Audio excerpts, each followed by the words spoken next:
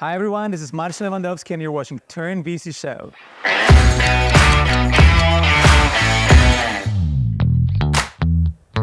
TurnedVC is all about going places, having fun, and interviewing some great guests from diverse backgrounds that turned venture capital investors. Today we are in sunny Madrid, 40 degrees outside, and we are interviewing Deborah Li, a principal and head of business development at Mundi Ventures. Let's check it out.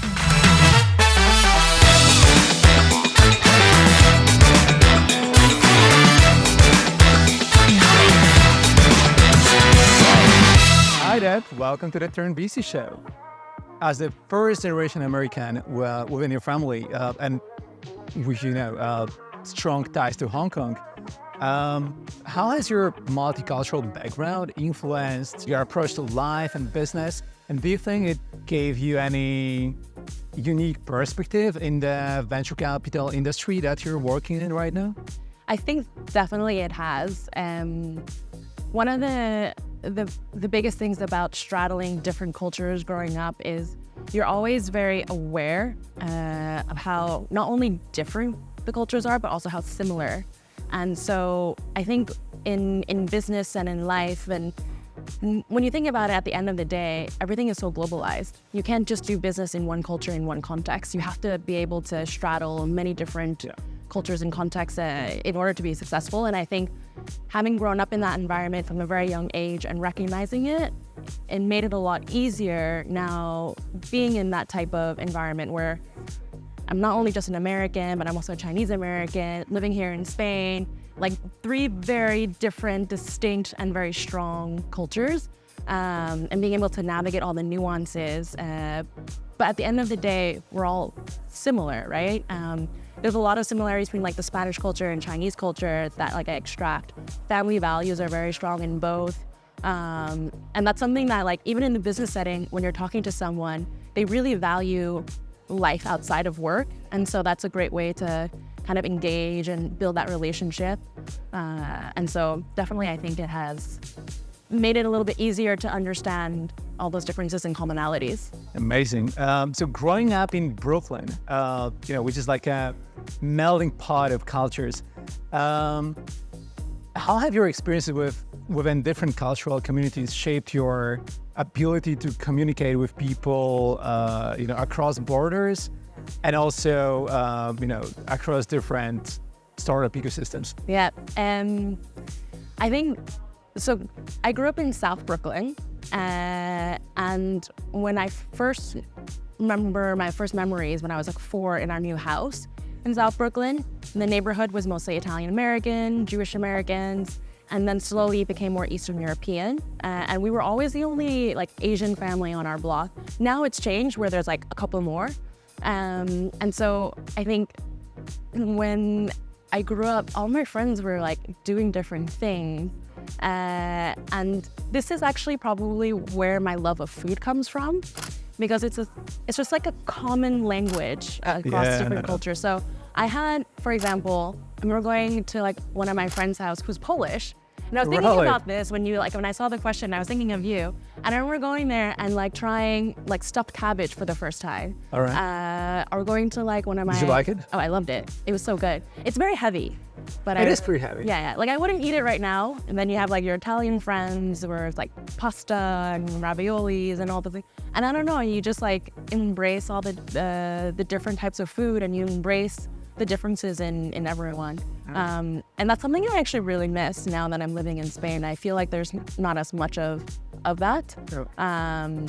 But definitely in Brooklyn growing up, it was really cool to have like friends from all over the world, and like you go to their houses and you're trying different things, and they would come to my house and you like feed them dumplings, and my mom would make spring rolls. So yeah. Oh man, it's so cool. And I think our food is here. I think our food is here. Should we pick it up? We should go pick it up. Yeah, okay, let's pick it up and then we come back to the question. So awesome, thank you. Ooh, it looks good. Yay! All right.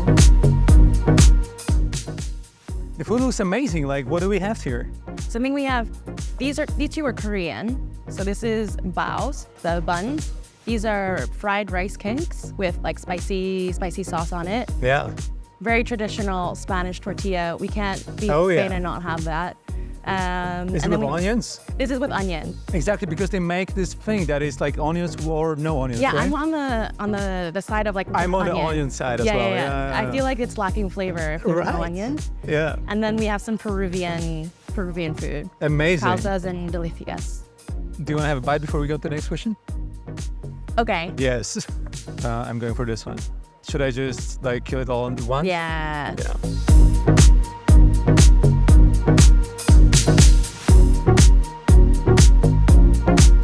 All right.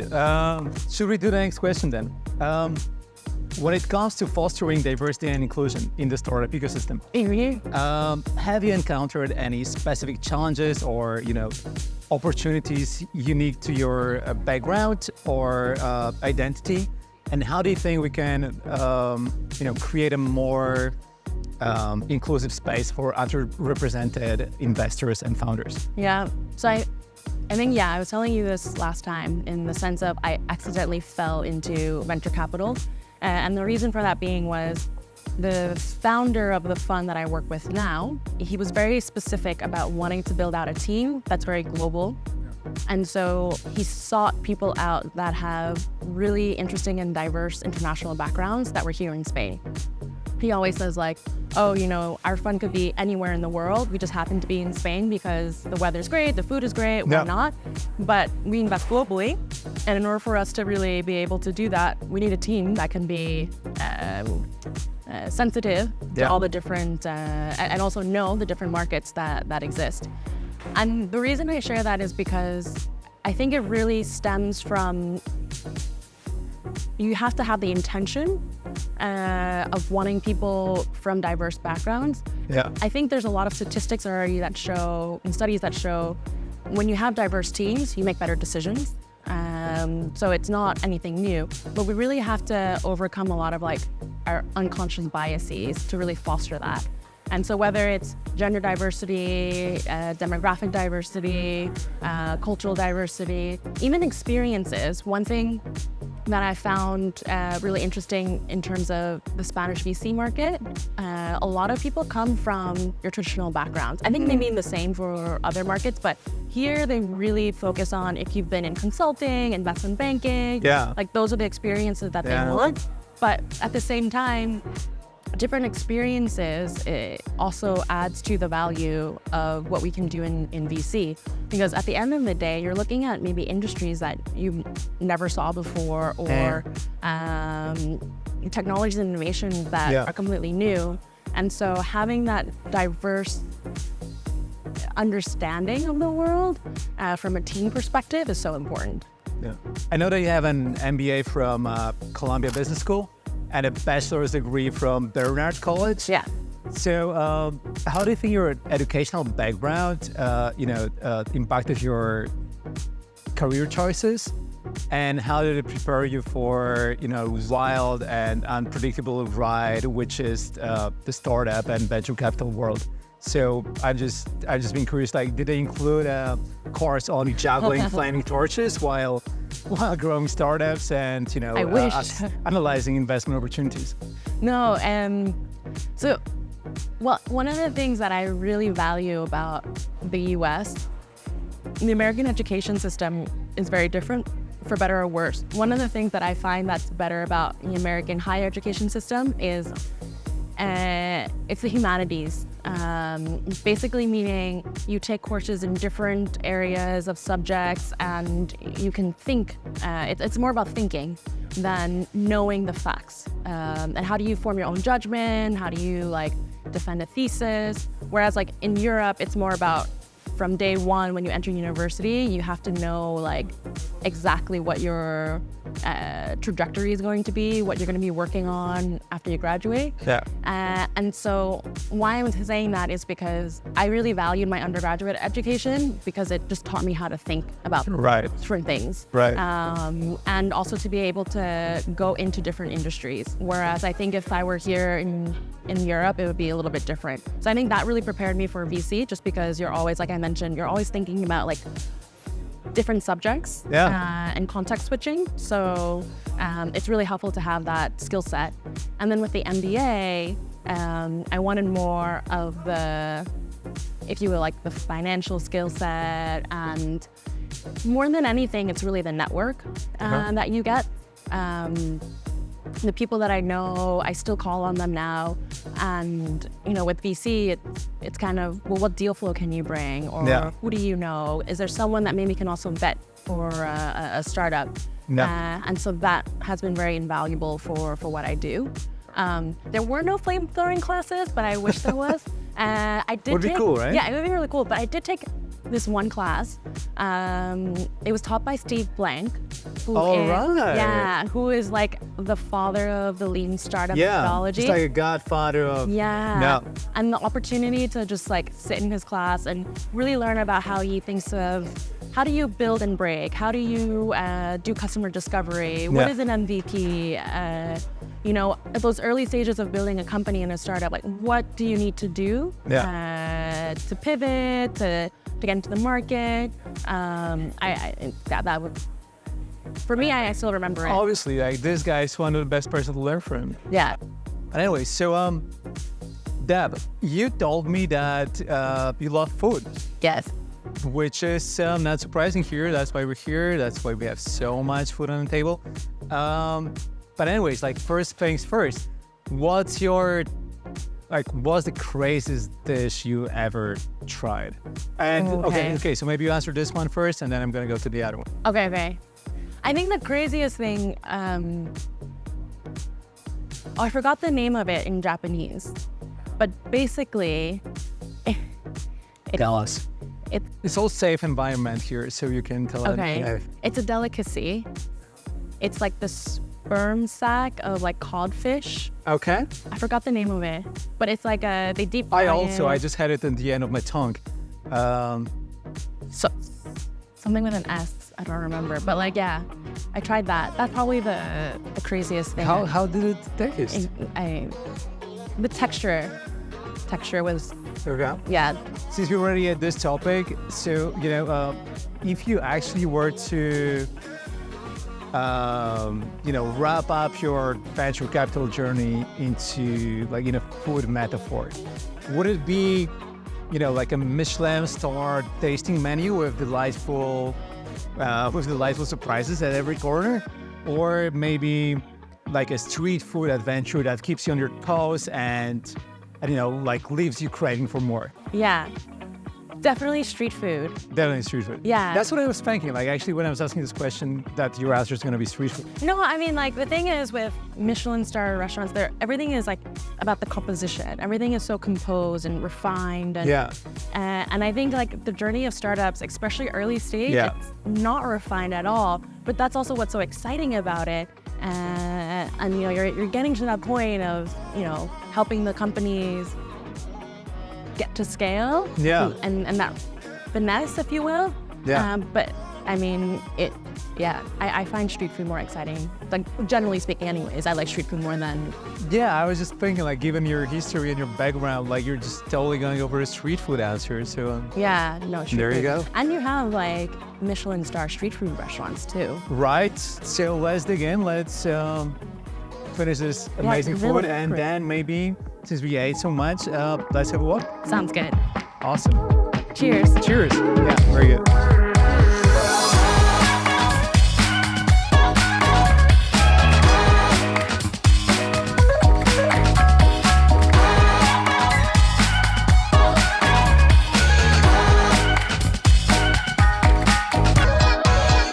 So, Deb, you've been engaged with first round capital's dorm room fund in New York, and I find it pretty awesome. I've heard about it a lot, and I'm interested to know how this experience kind of helped you to understand the venture capital world, but also what learnings did you get out of it, and like how was it to work with a student-run venture capital firm? Like, what are the differences between this one and the regular VC firm?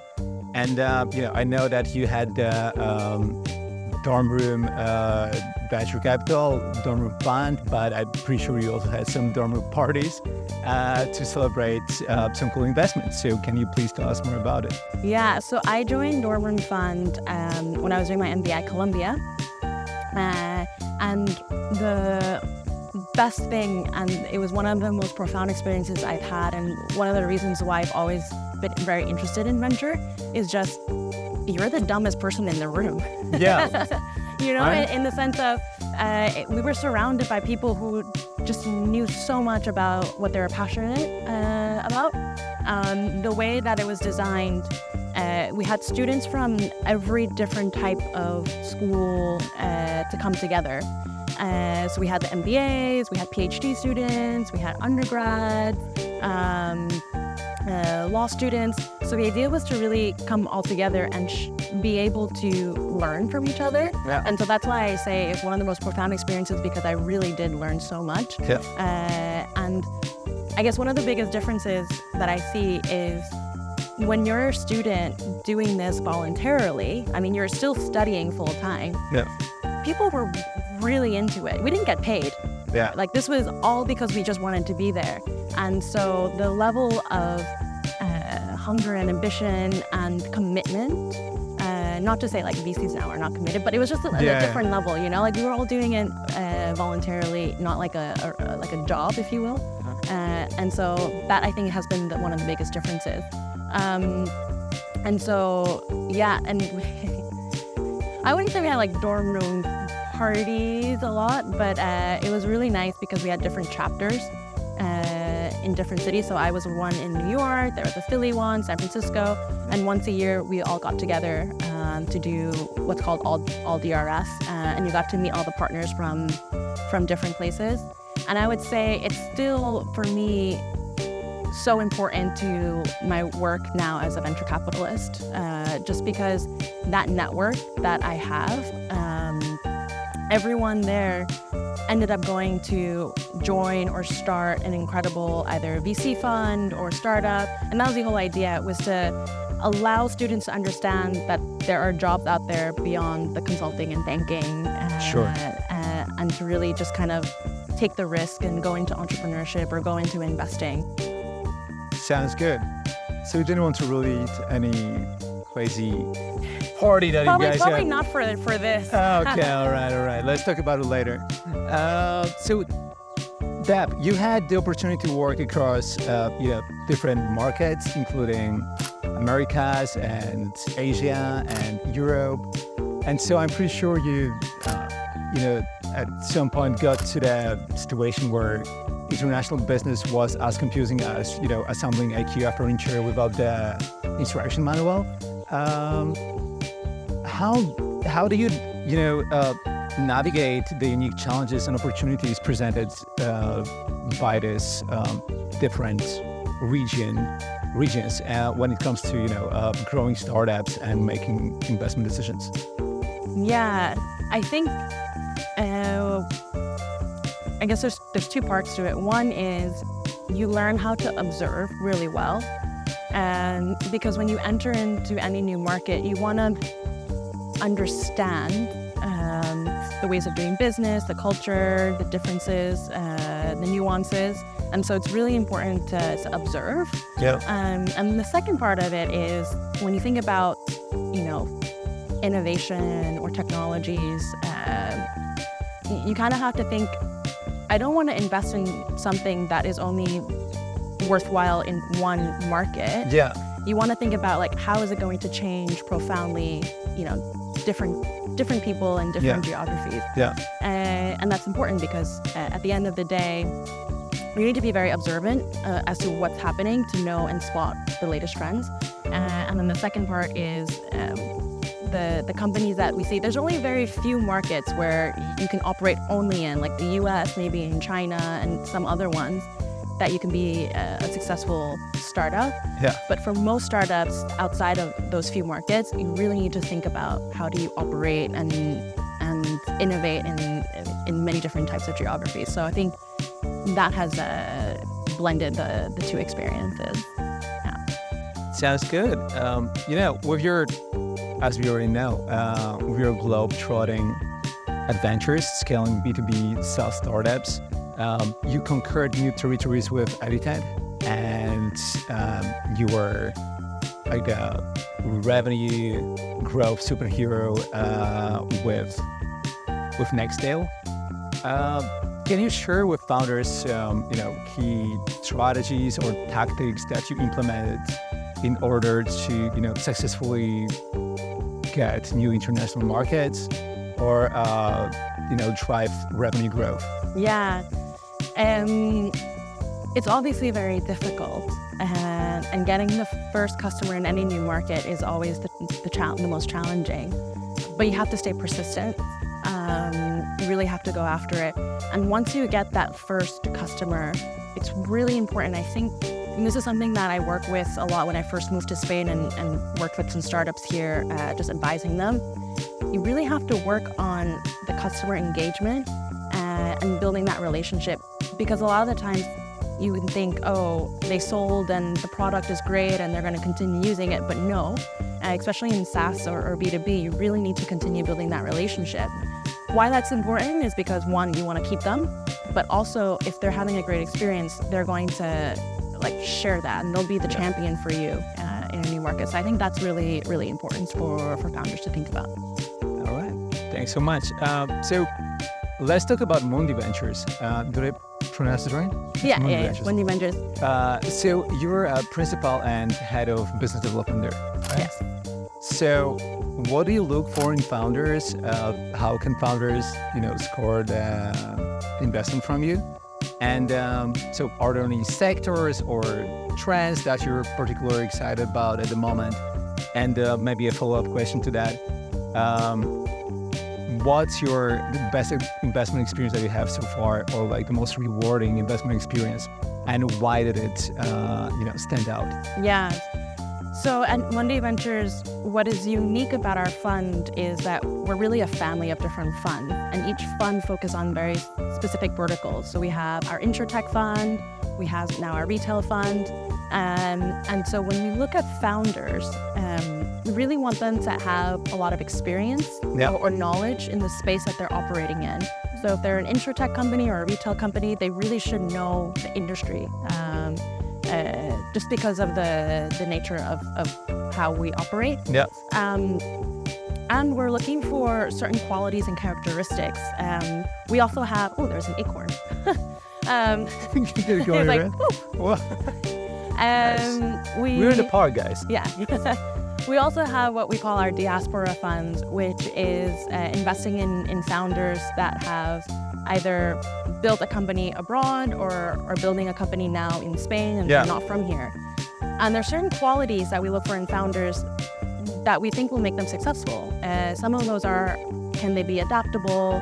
Are they going to be, especially in the last couple of years, we've had COVID, we've had, the downturn, uncertainty, the bank crisis.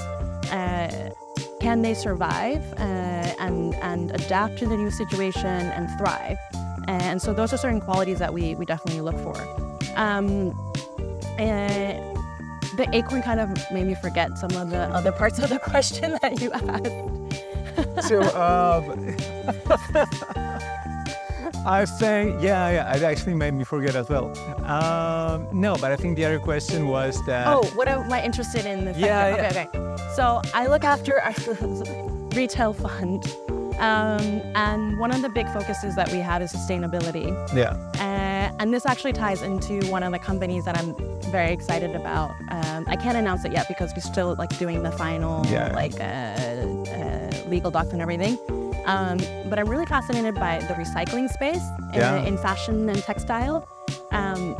Did you know 70% of the clothing and textile ends up in landfill or is incinerated? And what ends up happening a lot of times is that all of these clothing can get shipped to, maybe less developed countries in Africa or South America. And so it's a huge problem. And one thing to think about is how can we recover these resources?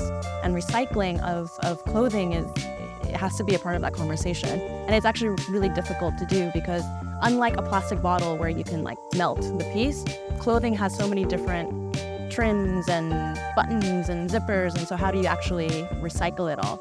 So I'm really fascinated by this one space, and sustainability in fashion and apparel is really important. But this one company I'm very excited about, and the reason for that being is the founders are incredible. They're so knowledgeable about this space. They're actually lobbying legislation to help incorporate that dialogue into new laws. And it was around where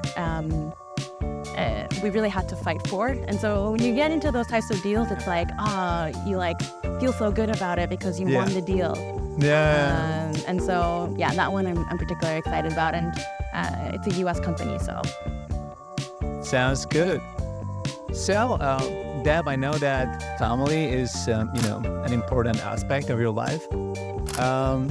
How has being a parent influenced your, perspective on investing and supporting the next generation of entrepreneurs? And, are there any values or lessons you hope to pass on to your daughter, regarding entrepreneurship? Definitely now as a parent, and I'm sure you probably think about this as well, like we were talking a little bit earlier, you really think about, well, what is the world I want my child to grow up in? And how is it going to be 10 years, 20 years from now? Yeah. And we're in a very privileged space as in venture capitalists because we're investing in that, in what the world is going to be like. Exactly. You kind of get to shape it. Yeah, right? exactly. And so as an industry, we should really take advantage of that and also be mindful of it. And as a parent, I always think like, is this company going to add positive impact into the world? And is that really what I want for my daughter to be? So there's definitely that aspect to it. And then at the same time, for me, I always think about also personally, like what type of role model do I want to be for her? And I know we talked about diversity and inclusion, and it is true that in venture capital, there's still a lot of underrepresentation, especially for women and minorities. And so how can I also push that agenda forward so that when she grows up, she has more opportunities and more choices than even I had? That's amazing. All right, Deb, so it's time for a question that we always ask at the show. So, if you had one piece of advice for people, wanting to make a splash into the venture capital world, what would it be? Just one? You can do more. You can do more than one. Okay. I'll do two. Okay, go for two. I think one is just to give back. You probably have a lot of experiences or knowledge, and just go out there and start giving back. When I first started in the industry, I was working more on the startup side, and with those experiences, I got asked by other founders like, "Oh, can you help me with this?" or "Can you share how you did this?" And I was always willing to just give back and to share that knowledge. And the reason I say that is it lends to the second part, which is just network. You have to have a huge network. You need to know people. And to get into the VC industry, most of the time it's not an application through, the web portal. You really need to push yourself out there. And so doing a lot of that and giving back to the community, I was able to build my reputation, and also I would say it was also just really rewarding. It also tests you if this is what you want to do. Because yeah, exactly. So many people think like, oh, you invest in a company and that's it. But, at the end of the day, depending on the timing of your fund, you're with these companies for many years and you're providing support. And if you don't like that aspect of the job, then that's like a big percentage of your job. Kind of percent, yeah. So I think go out there and start giving back and working with different founders and companies that need it. Sounds good. Thank you so much. This was actually the last question. So maybe now, Deb, tell us what you got going on in your life. Any cool projects or initiatives that you're involved in, either with Mundi Ventures or outside of it? Yeah, so one that I'm excited about, we just recently started doing this. I launched, I was telling you this. Yeah. You have to come next time. Yeah. We have monthly drinks with the VC community here in Spain. And it's targeted for a lot of the international. Similar to how we are, like I was saying, it's great to have that little community of people coming from all over the place here in Madrid. And there's quite a number now in VC here in awesome. Madrid. Yeah. So we do this monthly gathering, and it's been great just to see and expand, and I don't think it was here before, so that has been really rewarding. And then another thing is I've been very involved with some pre-seed groups. And one of the reasons why that's important is because when I started looking more on the later stage investing, you realize how messy sometimes cap tables are. And so at the very early stage, it's really important to have the right investors. And there's still this gap, especially here in Spain. And so I'm very happy to be committed to two right now. And the second one of the two, what's also great about that one is the whole idea is to promote more women to enter into investing. And I think that will also help with the future of the gender balance and inclusion in the industry. So yeah, I'm very excited about those. Awesome. Thanks so much for doing that. And everyone, like, if you're ever in Madrid, please reach out to Deb and yeah, let's meet up. Yeah, we'll find a good place to eat. Everyone, clap for Deb. It's a wrap. Thank you so much. Awesome. Thanks so much. So that's it now. Yeah, that's okay, it. I can relax. Yeah.